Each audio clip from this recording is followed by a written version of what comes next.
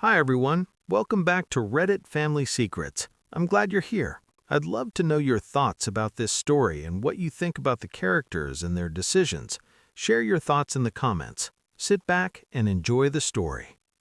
I told my wife not to open that envelope at the family reunion. She smiled at me the way she always did when she thought I was being dramatic. Soft, dismissive, like I was a child worried about a thunderstorm. What she didn't know was that I had spent 4 months folding that storm into a single sealed envelope, and the moment she tore it open, there would be no putting it back together. Not for her, not for him, not for the life she had constructed so carefully on top of my silence. My name is Daniel Mercer, and this is the story of the night I stopped being invisible. The Mercer family reunion was held every summer at my in-laws' property just outside of Asheville, North Carolina. A wide, sprawling estate with a wraparound porch, a creek running behind the property, and enough southern charm to make you forget that beneath every polished smile, someone was keeping a secret. My wife, Serena, had been planning this particular reunion for months. She threw herself into every detail. The catered barbecue, the string lights draped between the oak trees, the custom name cards at each table. She told everyone it was her gift to the family. I used to believe she was genuinely generous. By the time July arrived, I understood that the reunion was something else entirely. It was a stage, and Serena had been rehearsing for it far longer than anyone realized. The man she had been seeing for the better part of a year was named Preston Hale. He wasn't a stranger. He was her college roommate's older brother, a real estate developer from Charlotte who had a way of making every room feel like it belonged to him the moment he walked in. He had been invited to the reunion under the pretense of discussing a property investment with Serena's father, a convenient cover. I had recognized it as such for months. I had first noticed something was wrong the previous November, a receipt from a restaurant in Charlotte that Serena had never mentioned, a weekend trip she explained away as a girls' getaway that her friend Rebecca, when I casually brought it up weeks later, had no memory of.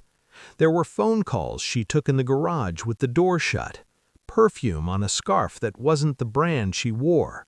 Small things, individually dismissible, collectively devastating. For a while, I did what most people in pain do. I convinced myself I was imagining it. I told myself that Serena was under stress, that the distance between us was seasonal, that marriages went through cold spells, and this was ours. I swallowed it all down and smiled across the dinner table and asked her how her day went, like nothing inside me was slowly coming apart. But something shifted in March. I found a photograph, not on her phone, she had become meticulous about that, but tucked inside the lining of a tote bag she rarely used, a bag that had been sitting in the back of our closet since the previous fall. It was printed on regular paper, slightly creased, Serena and Preston on what appeared to be a boat somewhere warm, her head resting on her shoulder, both of them laughing in a way I had not seen her laugh in years. I stood in that closet for a long time. When I finally walked out, I was not the same man who had walked in. I want to be honest about what happened next, because it did not feel heroic in the moment. It felt cold and methodical and quietly devastating. I contacted a private investigator, a woman named Carol Stanton out of Raleigh, who had been recommended to me by a colleague who had gone through something similar. I told Carol everything. She listened without judgment and began her work the following week. What she uncovered over the next 2 months went far beyond what I had braced myself for. Serena and Preston were not simply having an affair.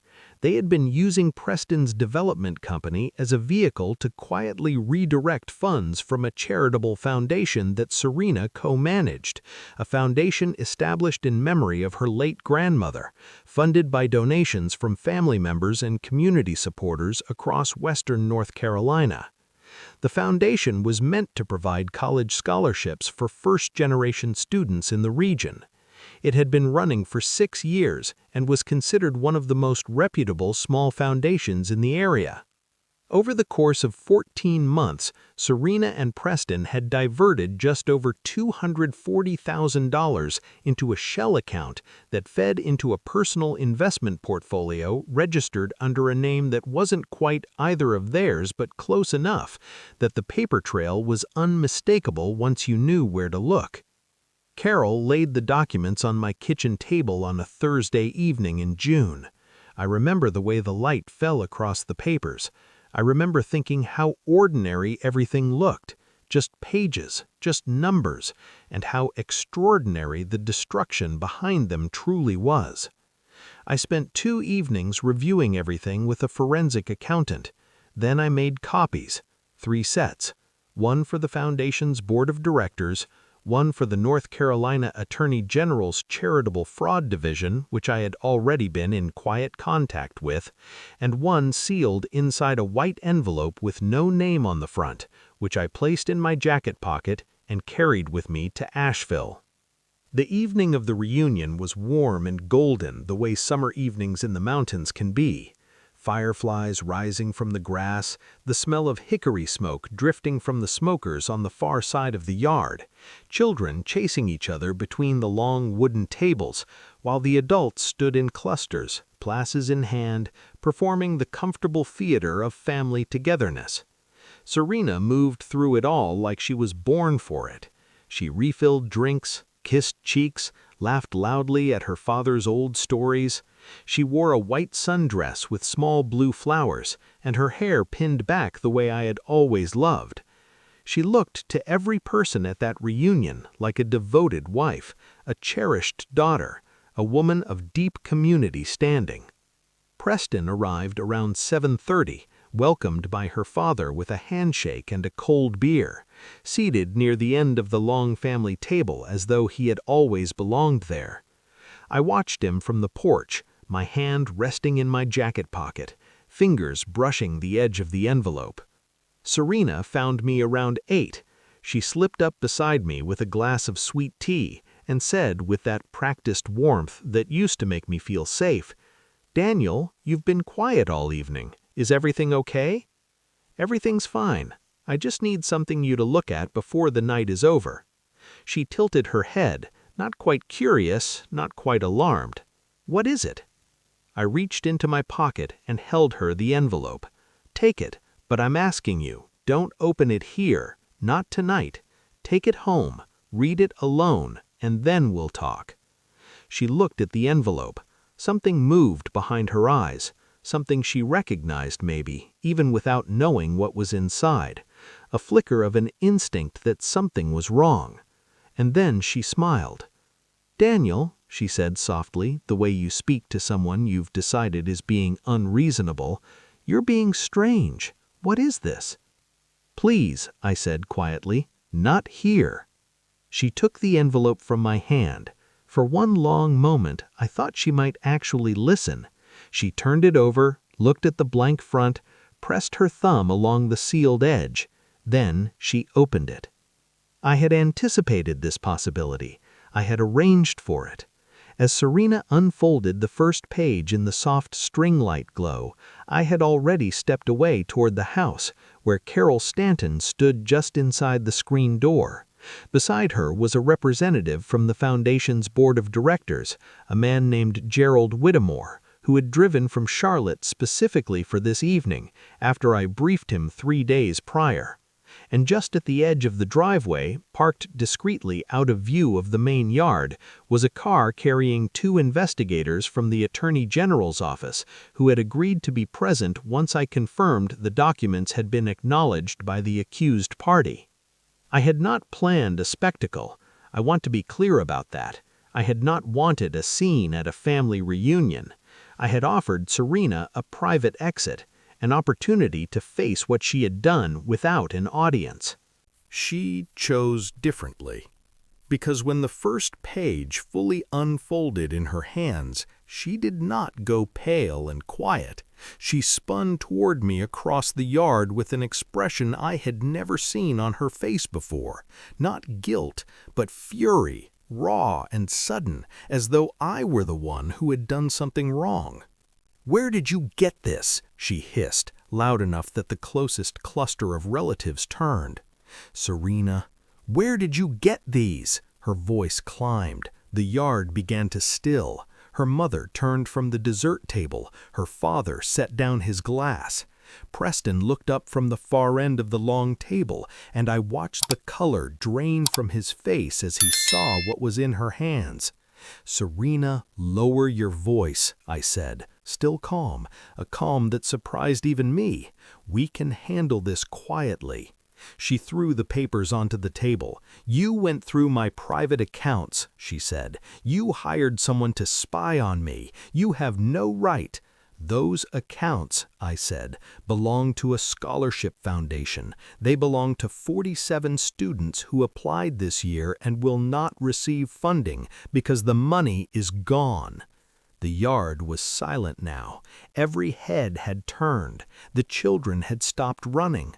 Her grandmother, the woman for whom the foundation was named, sat at the far end of the table in her wheelchair, her eyes moving slowly from her granddaughter's face to the scattered papers on the table. It was that detail, the old woman's expression, that I would carry with me for a long time afterward. She said nothing. She simply looked at Serena with a grief too deep for words. Preston stood from his chair. He moved quickly, already calculating an exit, already composing the version of events he would tell. He made it approximately 12 steps before Gerald Whitmore stepped into the yard and addressed him by name. The investigators from the driveway followed. What happened next unfolded with a strange and terrible efficiency. The reunion that had been so carefully choreographed dissolved not into chaos, but into a heavy, stunned stillness, the kind that settles when something has broken that cannot be repaired. Serena's father stood at the edge of the porch with his hands at his sides, a man suddenly without language.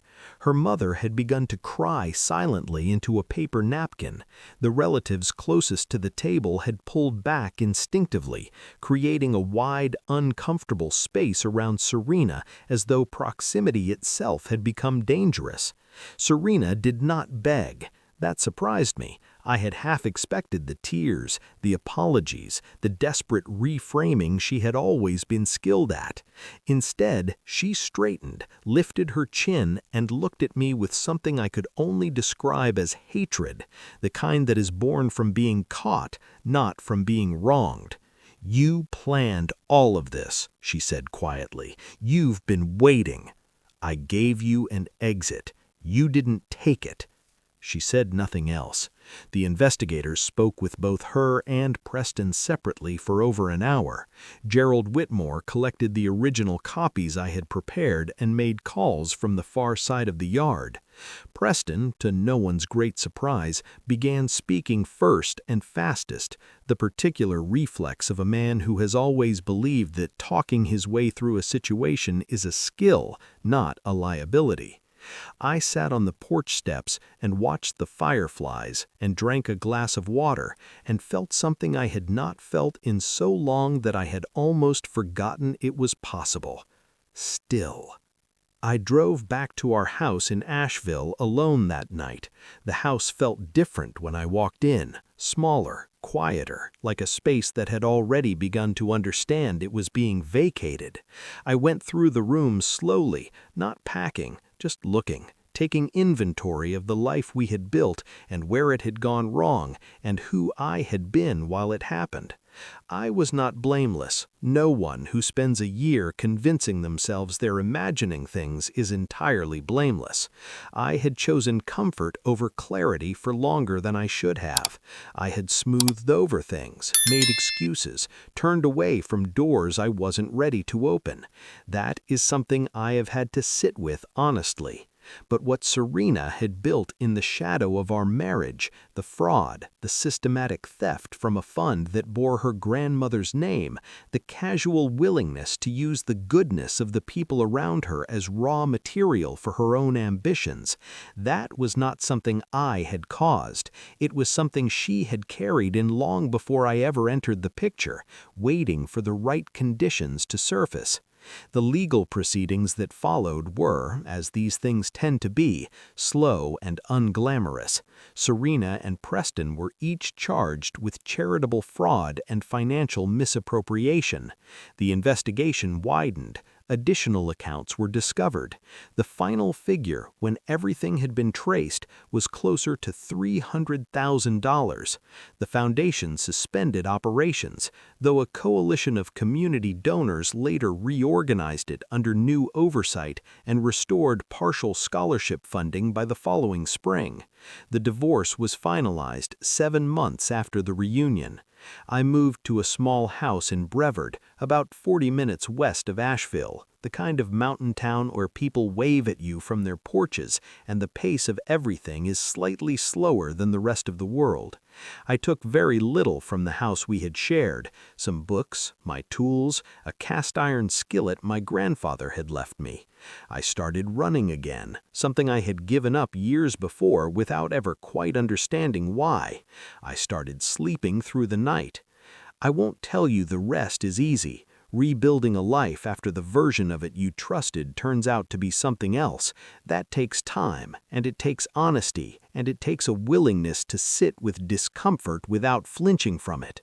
There were mornings in Brevard where I woke at 4 a.m. and lay in the dark and thought about all the moments I had missed or misread or chosen to look past. That kind of reckoning is not comfortable, but I have come to believe it is necessary. What I can tell you is this: the version of myself who stood on that porch in Asheville with an envelope in his pocket, quiet, patient, precise, he was not a man performing strength. He was a man who had finally stopped performing weakness. And there is a difference between those two things that I now understand in a way I never did before. I did not set out to destroy Serena.